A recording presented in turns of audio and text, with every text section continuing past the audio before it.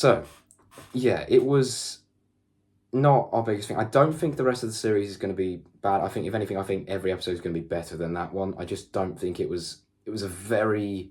My issue personally was the pacing. It felt because obviously the runtime is shorter. This season's only 8 episodes, not the usual 13, which obviously was quite. I didn't want to. I was all right with it because I thought, oh, maybe they'll make them longer, but they aren't like an hour long. They are only like around 45 or 49 minutes. Varies. I believe this one was 49 minutes. I might be wrong. It was 45 minutes. 45, yeah. So, but I don't have anything against the short stories because we had a really good one. We had Blink, for example, in 2007. That was only 45 minutes, but that's an instant classic. But it's all down to pacing. And the pacing felt fast because the episode felt like it went quick, but that's because of the short runtime. It just also felt like we spent too long in too many of like the same place, and the resolution way too easily resolved. Yeah, that resolution was far too easy, but in the end, it was a really weak plot. Really weak plot. Yeah, I genuinely think, I don't see how any other episode could be as weak a plot, because every episode, I'm excited for every other one. Like, even The Devil's Cord, like, that looks more interesting than this one. Because, like, I don't know what could happen. If anything, like, the concept of Space Babies just sort of, like, we already sort of knew what the episode would be about in the trailer. Like, Space Babies, Bogeyman, the Doctor deals with the Bogeyman, saves babies, end of episode. That's literally what happens. It's like we already knew that. With every other episode, we're not quite sure what's going to happen. I don't know what's going to happen in The Devil's Cord. I know that we get Maestro, the God of Music, Beatles.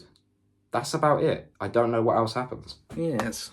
I don't know about you, but don't you find something more exciting to watch when you can't just predict the plot? Yeah, exactly. The Space Babies, it just felt, the plot was terrible. There's some good bits at the beginning and some good bits at the end, especially when there's that DNA scan, which was kind of like that scene from... Yeah, well, we'll focus on, hold on, right, so, intro, first thoughts, because someone said when they saw it originally that the intro is fixed. I didn't know what they meant by that. I thought they just meant by the logo, because originally it was that really terrible in the 60th specials PowerPoint logo. This time, they've added a bit of new VFX, so like there's like, when the TARDIS switches wormholes in that big zoom-out wide shot, we have some really lovely new space VFX, which just look gorgeous and really is what the Time Vortex should be, rather than just this hole. It should be like showing signs of other places. It's brilliant. I love that. And then we had the lovely new logo reveal, and I'm not sure, I think the music might have been a bit more fixed as well because it ended suddenly. And I'm not really good. And I'm not sure if you noticed, but on the text of the names, like the text looked different. Like it kind of looked a bit shiny. Well, they definitely rendered it better. It was just better. It makes the 60th ones look trash. I know, but it's still out of time. It's still out of time. Oh, the music was still out. Yeah, I honestly did not pay much attention. I was trying to do too many other things at once. But yeah. Yeah, I think that's my biggest pet peeve for the intro. It's supposed to go for Doctor's name, companion's name, dun dun dun, Doctor Who. And then that after bit, and then the title. But I'm pretty sure when it goes dun dun dun, we get the title. Why do they do that? Why? I don't know. Well, no, because do you not remember originally Moffat had an idea, or no, not Moffat. Someone had an idea for putting like a live action segment, like the Doctor was going to step out the TARDIS in the intro, but Moffat said that was really cringe or something, and they scrapped it. Like that's a known fact. Why can't they just extend the intro a little bit, just so that the music can be in time? It bugs me. It really does bug me. It is a bit annoying, but intro's a massive improvement over the 60th. I did really like how it looked, because that's one other thing I'll give credit to, but that's just because the budget and the cameras, 4K VFX team. It does look gorgeous. If you have like a 4K TV, which both me and James do, that's what it's made to be watched on. It's brilliant to look at. I loved it. Everything was really visually pleasing. The space shots looked like the best I've really ever seen them in Doctor Who. Because we know Wobbly Under had that slightly janky green screen, which is a bit, again, annoying. But the exterior shots of that long spaceship were brilliant. And it's made by the same team. I think it's called Real Time Studios who make the VFX now. Yeah, so the VFX were absolutely beautiful. But as we said quite a lot, it's just really weak plot with some good scenes, and it was just gross and childish. I mean, they literally had a scene towards the end where the spaceship just farts. Yes, and I actually missed that fun fact on my first watch. I had to leave and do something upstairs for 3 minutes, so I missed like that entire ending. And there was a whole scene where, because obviously the explanation was, the bogeyman, it's made out of bogies. I don't know why. I don't know if that was meant to be funny or if that was just meant to be because we're delving into the whole fantasy thing, and technically the bogeyman is like fantasy. I didn't know if he was actually. I thought they just called him that because, I don't know, maybe that is why it was called the bogeyman. But I just thought they've really played out with the gag, because obviously Ruby got stuff spit on her face, and that turned out to be bogey Let's not dwell on its growth. It was, but you have to admit, they lingered with that joke for like 2 minutes. Like, I was like, oh no, when they said it originally, but then they kept going on. I was like, yeah, we get it, but she has boogers on her face, as Americans would say. But like, yeah, that was a bit unnecessarily, but.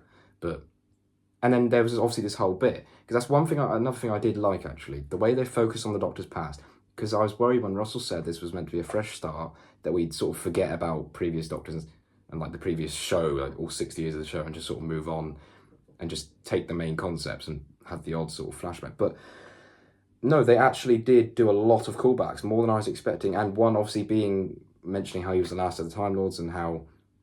Like, I do quite like how they handled, just trying to... Because obviously the Companion's going to have so many questions. And me and James know this because, of course, we have Professor King. And we need to write stuff like that. And they used Gallifrey Arheim. They used the version of Gallifrey Arheim. I'll get onto the music. I'll get onto that.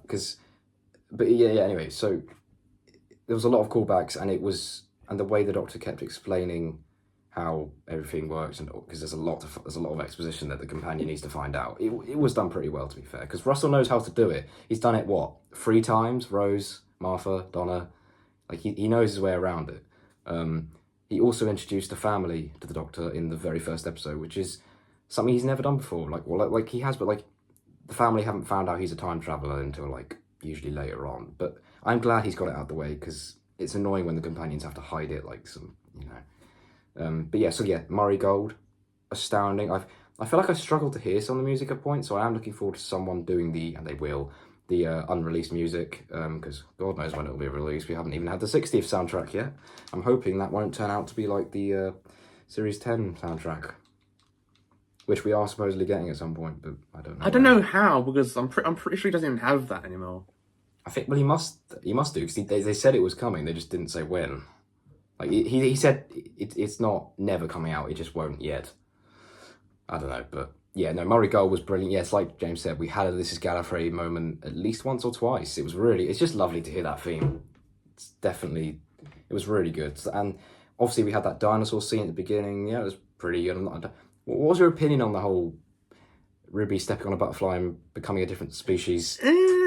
I thought it was a bit pointless and a bit dumb. I do like how... the scene looked a lot better in the actual episode rather than the preview we got previously.